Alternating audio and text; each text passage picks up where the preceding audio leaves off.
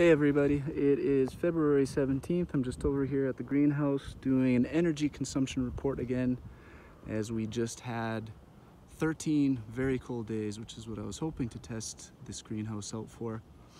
So after, what was it, February 3rd is when I did the last meter reading, and the last 13 days has been between -24 and -31.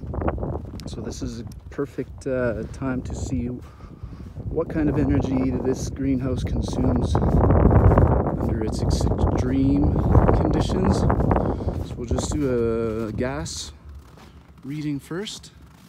On February 3rd, it was 3,700 cubic feet.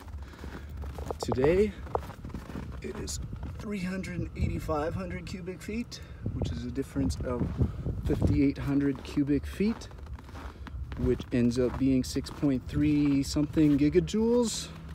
And if you multiply that, whatever your gas costs, that will give you an idea. For this customer, I believe he pays $260 something, so he paid 16 something for the natural gas in the last 13 days while it was very cold. So if you want to multiply that by 3 even, which is a little bit more than a month, it would cost about $48 per month on natural gas to keep it warm in here.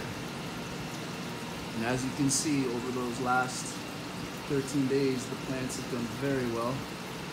If you look back at the February 3rd video, these plants were hardly anything at that point.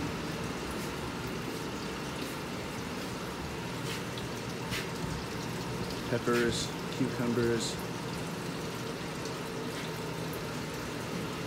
He actually ended up harvesting his radish because they were ready, so I think he's reseeded, but not 100% sure. I hope he did. And then there's Brussels sprouts, all of his cannabis plants.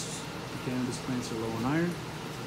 But today's video is about energy consumption, so we'll go to the electrical meter. It's at 2927.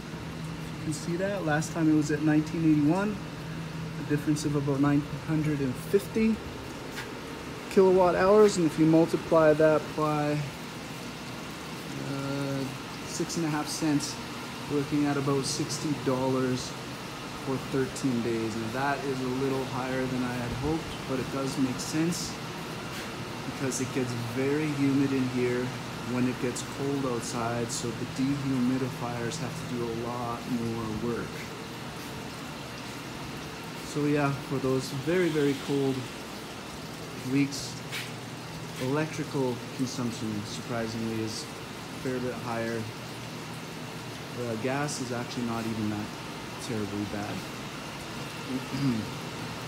So in a month, let's say, if you want to multiply that by 3 again, which is a little generous, you're looking at about $180 for electricity, unless you use a different method for dehumidification, which there are.